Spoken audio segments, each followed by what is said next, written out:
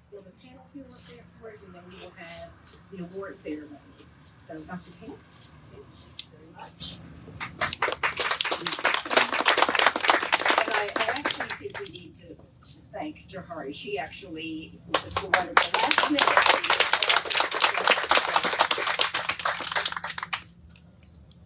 You can sit in my chair if you like. And as you can see, we have some folks who've been with us since the 11:30 part one of this, and also now let me just introduce Senator Brooks, who has now joined us, as well as Councilman Young. I saw him. He's still downstairs, and actually the representative for Delegate Pascal is here. There she is, right over there. So, all right. Well, let me kind of frame what we're going to be doing here. We are definitely celebrating this special award from the Maryland Trust. And what I guess I would say to you is that, we planned this day to have two parts with lunch and learn, because there is so much happening here at CCBC that I hope makes all of you proud, especially those of you from the Catonsville Historical Society who have actually been the caretakers for many years of the history and the artifacts that have been known through this region. So let me kind of give you a little sense of what has led up to CCBC being a part of this. And this goes back, actually, our history with the Hilton property goes back only to 1962. And I say it that way because the work that our faculty and staff are doing, the work we're being honored for today, the work the Catonsville Historical Society did, goes back centuries. We, however, just became a part of this whole story in 1962 when the county purchased the land to serve as the home of the newly minted Catonsville Community College, and I bet some of you remember that. Mm-hmm. And so the history of the land and its structures dips back, way back to the early 1600s, reflecting the lives of several centuries of men, women, and children who have lived, loved, and died on this land. Some of them the masters, others the servants, many generations, a sizable population of slaves, of free blacks, of convicts from England who served as indentured servants. So, ferreting out the history of the land is rarely something that colleges do, especially community colleges. I only know of one other that has, in fact, engaged, and not even as heavily as we have, in pursuing our history and pursuing sort of the sanctity of the property that we are sharing. So it's right to start with the Hilton Mansion. This is where the first marker begins, but even more than that, our story with the mansion goes back to 2010, when we decided we either in 10 years would be bulldozing this building, and on a space-strapped campus that's not something you want to do, or we would find a way to bring it back from the near dilapidated state that it had fallen to.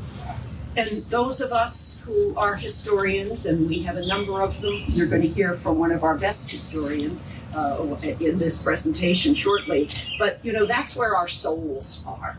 How could you not treat with sanctity a historic property such as this one? So it took a while. We raised the $8 million.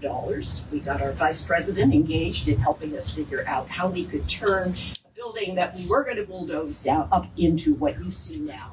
And I know many of you have been here before, but some of you have not. And I hope what you see here is really an outstanding example of a college's commitment to preserving its history and to working with its partners, in this instance, the Catonsville Historical Society specifically, working with our partners to be able to show that we could, in fact, do this. And we are academics, so we have lots of students and lots of faculty and lots of other staff who would have been very, very angry. I could see them protesting when the first bulldozer came and laying down in front of the bulldozer to say, you can't destroy this building. I mean, that's the kind of passion that you see here.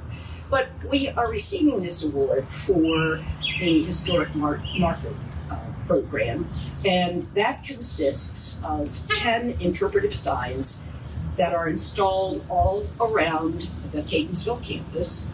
And there is a self-guided walking tour, and once we finish this little presentation, those of you who haven't seen it might enjoy doing that, because it shows the storied significance of the property, the people who lived here, the people who labored on this land. We are very grateful to many partners for helping us to fund this rather energetic approach to preserving and enshrining the history of this land and the people who lived on it. And so the signage program starts here, but then it tracks all the way through the property, highlighting points of historical interest. And actually, I guess Michelle will help me with this. We've set them, the mansion at 1828, haven't we? Now she's confused. These are, both of us are historic. She's a real historian. The mansion? The mansion. No, not until the 1840s. 18. Okay. Well, that's still a pretty good history too. But anyway, all around, you get to see the farmhouse that is up on the hill. You get to see every aspect of what we thought fit into enshrining the history of our property. And really, I would say that we have been chosen by the fates to be caretakers of this land and the many stories that it has been telling us once we stopped to listen. So we've been here since 1962. And there was a little spurt at one point where a faculty member was engaged to write the story of the Hilton Mansion. But not a lot more has been done over these actually 4 or 5 decades now. But now we are the proud custodians, not only of what we are discovering ourselves, but of the historical collection of the Catonsville Historical Society. And what you saw when you were here before, if you were down in the library, what you saw is actually only the beginning of a gallery. So Melissa, get ready, because I think pretty soon they're going to be asking for money, so we can they already started, I know. Yeah. So all in all, I just would say to you before I turn this over to Professor Wright, I'm proud to say, this is a special place. Community College of Baltimore County is a very special place.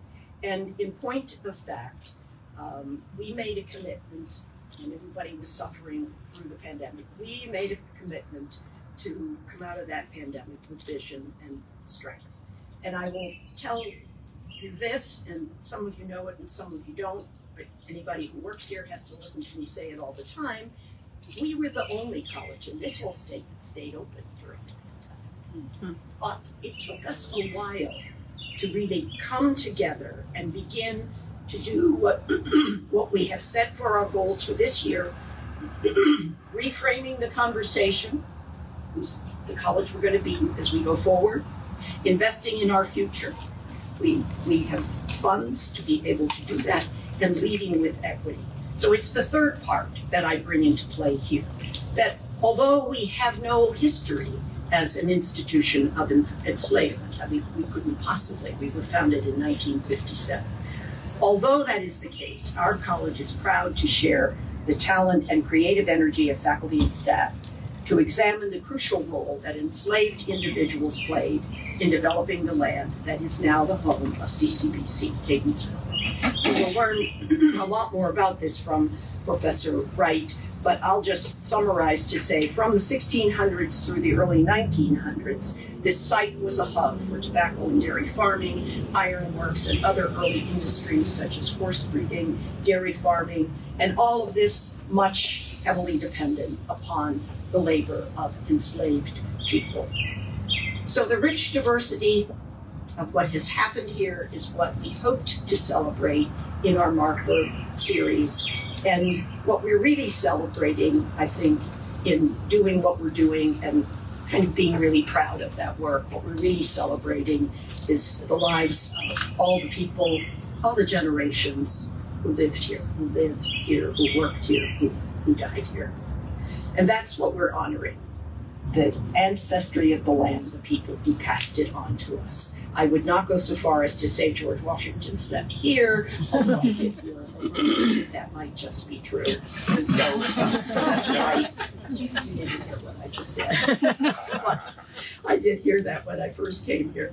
So we're a small but now visible part of the history of the Catonsville community, of the state of Maryland, and of the nation. We've got a great project because we have great people. And I want to just acknowledge a few of those people. The first would be Jahari, who took over for Joan Swiston when she left, and Jahari hasn't used to be. Jackie McTeer, I saw you with your camera. Cynthia Moylan, who was our capital project manager, and I know there are others, and of course Professor Wright, whom you will hear shortly. But what I think we want to do for you today is show you that we deserve this award. We're so proud of it. We worked so hard to write it. And in a very real way, when I read it over as we were planning this, I thought, oh yeah, I picked that lucky day. So we're very grateful that we have our colleagues from the Trust who will be here to celebrate with us. But I'd like to ask Professor Wright to come and just talk to you a little bit about the richness of the history that we are hard at work enshrining in this campus.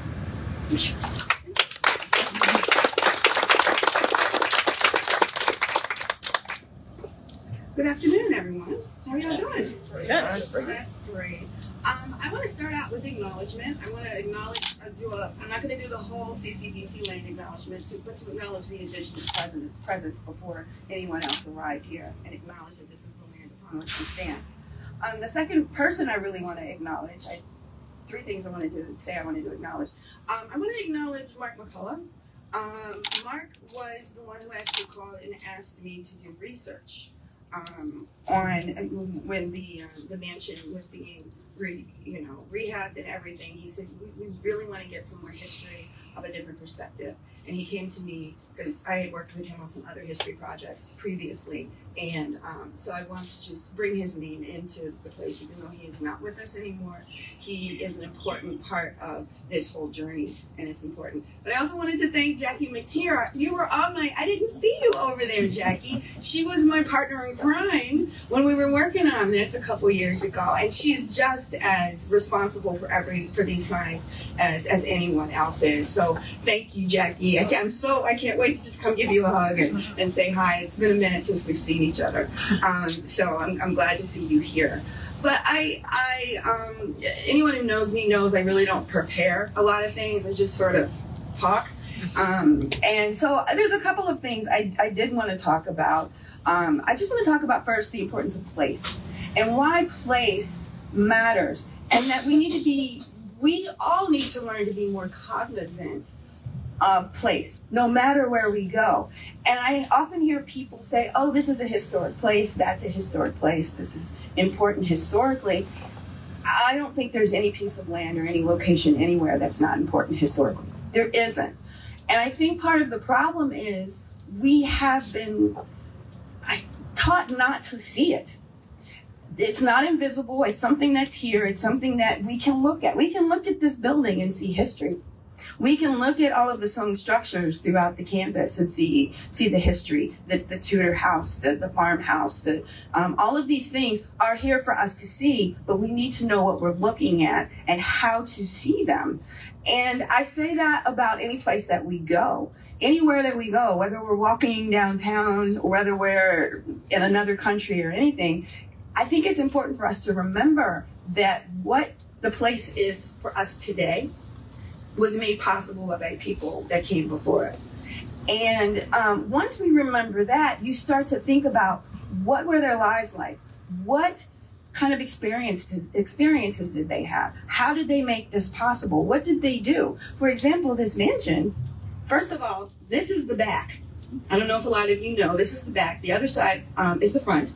And this used to be more of a Victorian style with a wraparound porch. You can see one of the pictures on the sign up here. And then it was redone in this style. And then, of course, when CCBC as a steward updated it and made it even better still.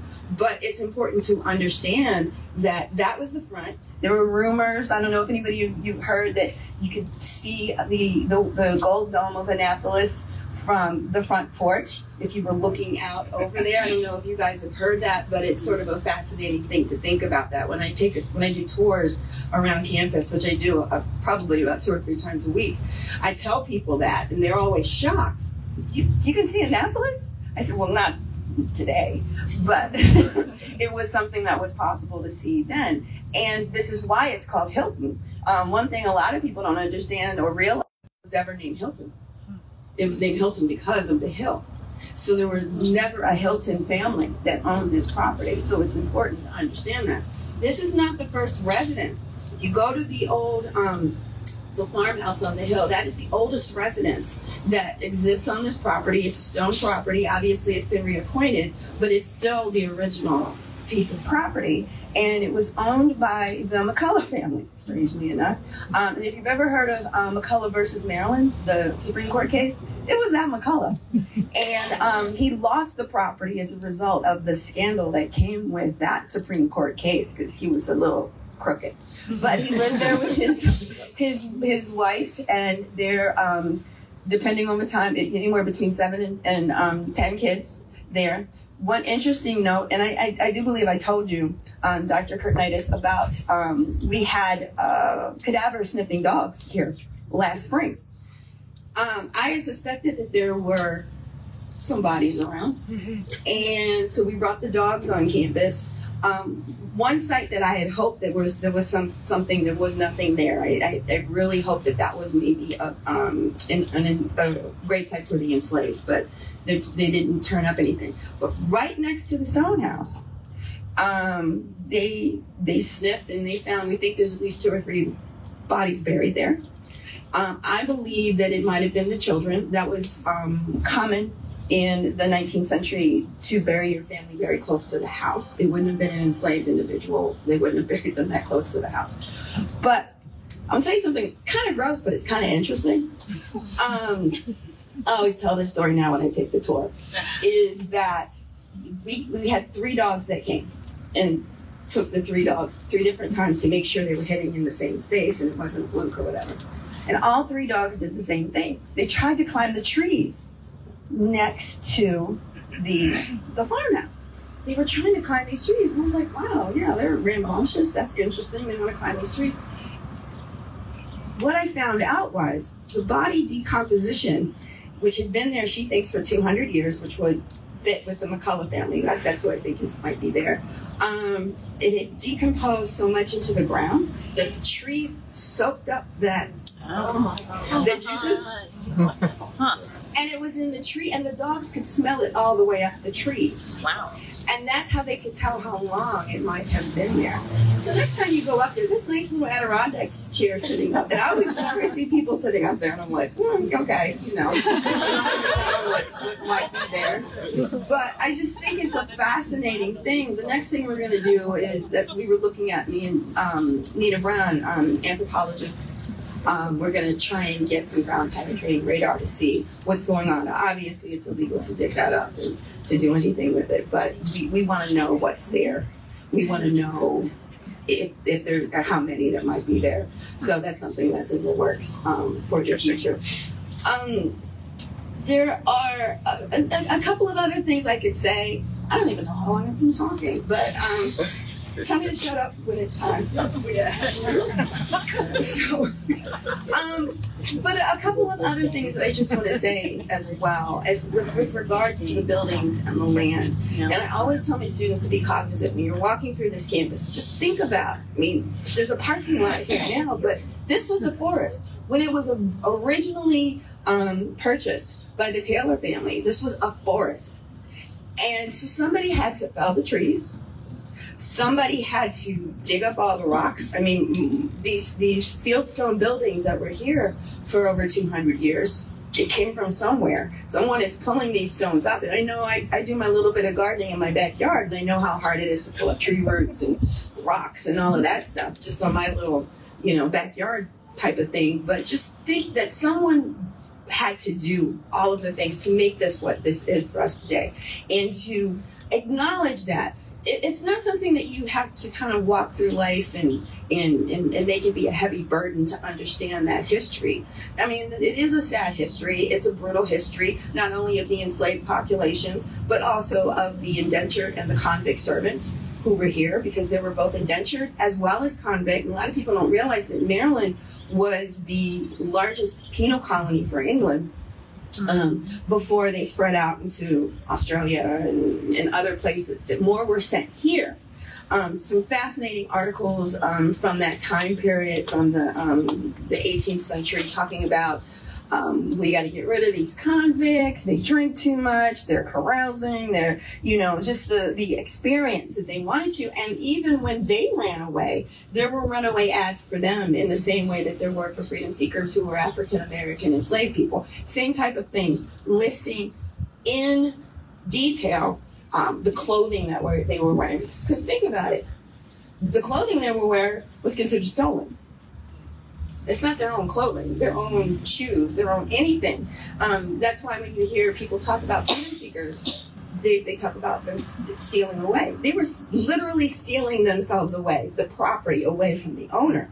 And anything that they took with them was considered stolen. So you always see in these ads, these long lists, and there's so many of them that come from this piece of land. And as Dr. Kurtnight said, this was not only an agricultural enslavement situation. This was industrial as well as equestrian enslavement, whereby, yes, there was tobacco for a long period of time during the Glenn stewardship, during the Civil War, and in the good part of the 19th century, it was orchards. So all down there, going down towards where Patapsco Valley State Park is, where all of the solar parking is, that was orchards. Every type of peach, cherry, apple, whatever, pear that you can think of. And that was a big piece of it. But tobacco was here for a while. If you know anything about tobacco, it depletes the land. That didn't last long. They moved on to wheat. So there was agricultural enslavement, but also industrial enslavement with regards to, I've been telling them, okay, shut up. Thank you. So think about it as more than just the land and that it was farming. I want to say one more thing, and then I'm going to shut up and sit down. When there was a dairy farm here, the Hilton Dairy Farm, this is when things changed, because this was in the early 20th century. White workers only. So I have a bunch of newspaper ads where they're saying, we don't want any black people working there at all, we only want white workers. So it's sort of interesting with the labor on this land, how it's completely flipped when the owners flipped. With that being said, thank you for putting up with me for a period of time. You get to, Elizabeth's a lot more sophisticated in her speaking. So, huh?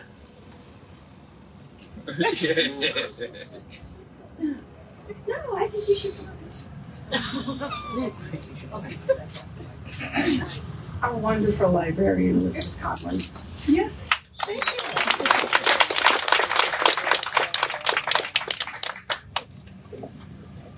I just have one funny anecdote to share with you. And to highlight how lucky we are to have Dr. Kurtnight giving us direction and support for these kinds of measures. I went to the Rosedale Historical Society recently. They had a meeting and a presentation back in December. And I met one of the first graduating students from Essex Community College. And just like Essex, just like Catonsville, Essex had residences, but instead of maintaining the structures and carrying on that history, this student told me about the fun bonfire night when they burned down the buildings that were on the land of what is now CCBC Essex. He said the students had a wonderful time, but in the 1960s there was no vision. for stewardship in this way, and that historical remembrance. And so we're really, really lucky to be in a period right now where we're supporting, developing, building, and it's not just one story that we're repeating. We're really trying to identify so many different threads in this big textile that is life. And so that is my final note, and I believe we can move it over to Senator Brooks. Oh, great to do the award. Okay. Thank you. Thank you. My name is Elizabeth Hughes. I'm the director of the Maryland Historical Trust and Maryland State Historic Preservation Officer, and it's exciting to see so many folks who come out today to celebrate with us. I am here to present the 2024 Maryland Preservation Award for Excellence in Public Programming and Exhibits to the Community College of Baltimore County for their Historic Signage Program that we've been hearing about. I have to say this is the first award events, I think, where we've been discussing the decomposing bodies and cadaver dogs. It's very interesting, it's unique, it's memorable.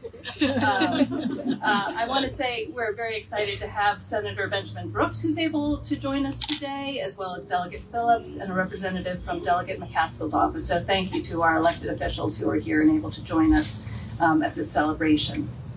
Since 1975, the Maryland Historical Trust Board of Trustees has honored the outstanding preservation efforts of individuals, businesses, nonprofit organizations, local governments, and others who protect, steward, and share the historic places and cultural heritage that make Maryland unique.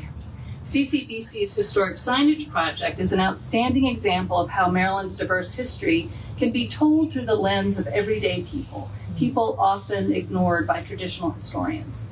Research conducted by faculty and staff using primary and secondary sources supported development of the 10 interpretive signs that we heard about, which provide students and visitors with a self-guided walking tour of the school. This project pays homage to the history of those individuals, many of them people of color, who played significant roles in shaping the land on which the campus sits, creating a bridge between the past and the present. We've heard from the president as well as from Professor Wright about the fact that this area was really a hub for tobacco and dairy farming, ironworks, and other early industries. In the mid-1700s, enslaved black laborers and white indentured servants worked at skilled jobs such as blacksmithing, horse training, farming, and construction. Later in the 1800s, both free and enslaved individuals managed the dairy farm located on what was then the Hilton estate. They also dominated the thoroughbred horse racing industry locally and across the country, working as breeders, trainers, and jockeys. And I think we also heard about the orchard and fruit producing industry. Through partnerships with the Catonsville Historical Society, and my understanding is work with the Maryland State Archives and the Maryland Center for History and Culture, the students and faculty of CCBC have been able to uncover and share rich stories of Marylanders like Remus Adams, a free black man who owned a blacksmith shop here, and James McCullough, who farmed this land with his wife and 10 children and was maybe a little crooked, as we heard, as well as the Galloway and Glenn families that raised horses on the land. And I have to say, yesterday I was at the Maryland Association of Historic District Commissions Symposium. They have an annual symposium, particularly for local historic preservation commissions. But I was thinking a lot about this award and about this project, because we had a panel that was dedicated to how do you tell the story of underrepresented communities, many communities which were really impacted by urban renewal efforts, so that unlike what we see here today, many historic structures are now gone, and really you don't know just by looking at the landscape unless you do the research what has come before. And one of the remarks by the panelists was, interpretation is really the first step. It's so important for us to tell these stories because interpretation then leads to appreciation, right? It raises consciousness, makes people aware, and then once you appreciate what the landscape can in fact tell us, understanding the historical record, then there's that interest in preservation or protection. Instead of having bonfires, actually doing rehabilitation, and taking care of the landscape with a new perspective in a new way. This project has engaged the Catonsville community on multiple levels, as well as the university community, the community college community. And so on behalf of the Maryland Historical Trust, I'm pleased to present this Excellence in Public Programming and Exhibits Award to Dr. Sandra Kirchenitis, President of the Community College of Baltimore County. Congratulations, and thank you for all the work that you and your colleagues have done in honoring the past.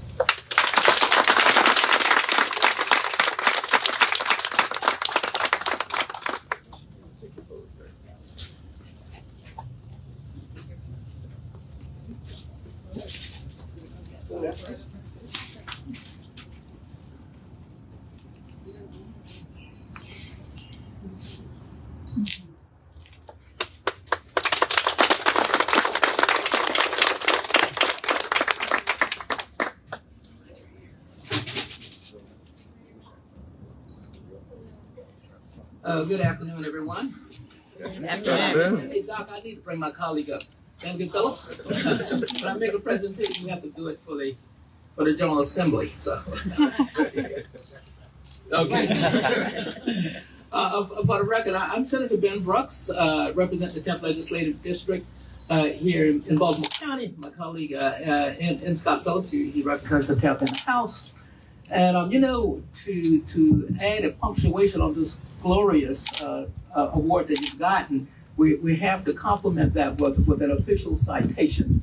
So I brought one from the Maryland General Assembly, official citation, be it hereby known to all that sincerest congratulations are offered to Community College of Baltimore County in recognition of receiving the 2024 Maryland Preservation Excellence in Public Programming and Exhibits Award for the development of the Historic Signage Program that amplifies those who played a role in shaping this historic campus. Presented this 24th day of May 2024 by Senator Ben Brooks and Delegate N. Scott Phillips of Baltimore County, Legislative District 10. Thanks.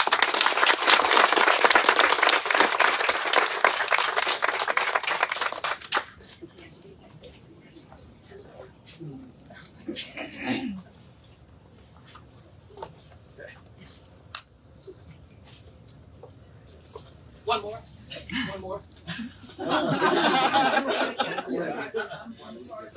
Senator, can I join you? Oh yeah, sure. Come on in. We got that in here. We got our councilman. How did I forget our councilman of District 1, Pat Young. Very nice. You good? All right.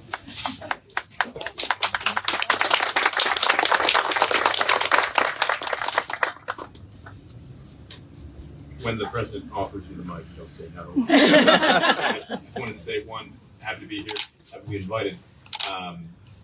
Maybe you don't know Dr. Kirchenitis. My mother graduated from here with her nursing associates. Years ago. And after she died, going through, I still have her nursing certificate that she received. Before it was the Community College of Baltimore County, and one of the campuses. And just growing its reputation for being a place for folks to expand their careers, expand their futures. And she was a nurse for 45 years before she died. And that all started here on this campus. And she didn't go too much far away. We only lived about 5 miles away. So we'd also often come back to the campus and run through those arches over there. I never really knew what they were. So now I do. And now I got to make sure that if I bring my kids back, I don't mention the tree. One, I just want to congratulations to you. And just to play a small part with my other elected colleagues, that you recognize in inviting us here to support you and the work you do. And it's easy to support these projects and fund them because of the stewards that you are and your staff are in those state dollars. And it's a pleasure to be here and an asset to Baltimore County, the entire state. And appreciate your support and letting us play a small role in your success. Thank you.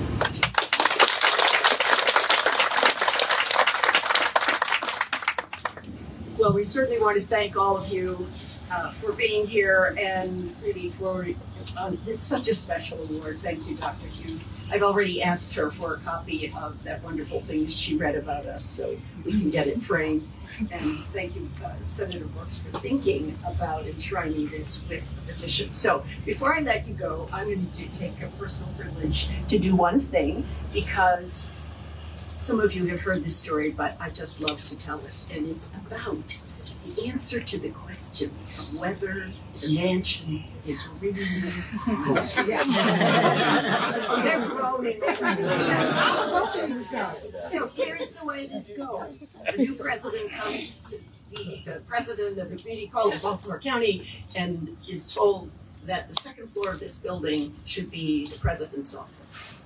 And so I came and looked at it, and I thought it's very nice. Then I heard all the stories about all the chains rattling and the lights going on and on. And I have a very high respect for the probability, not just the possibility, that there could be extraterrestrial or just plain spooky things that happen. But I'm going to tell you the answer to the question of, is this building haunted? I know you don't believe it. Here's the story. All right, this is before the renovation. I'm sitting in here working 6 o'clock at night, and I realize I'm all by myself. And I thought it's time to go. But I had to use the restroom, so I went up to the second floor and went way to the back, to the little restroom back there, and opened the door, walked in, closed the door, put the light on, sat down. And suddenly, all the paper towels from the little paper towel rack began to go, and they kept going that way. And I didn't know what to do. So I just sat there quietly and calmly, and when it was all done, I said in a teeny tiny voice, "Thank you." So you decide whether you want to side with the vice president, she's making this up, or whether it could really happen. And I'm telling you, that's what happened. All right, with that, I know we invite all of you to walk around if you like. And I have a self-guided tour. Excellent. Excellent. We thank certainly our legislative partners who are here. We always depend on your support. We certainly thank the members of the trust, and really it was a lovely, eloquent presentation. Didn't it make you feel good? We did this. So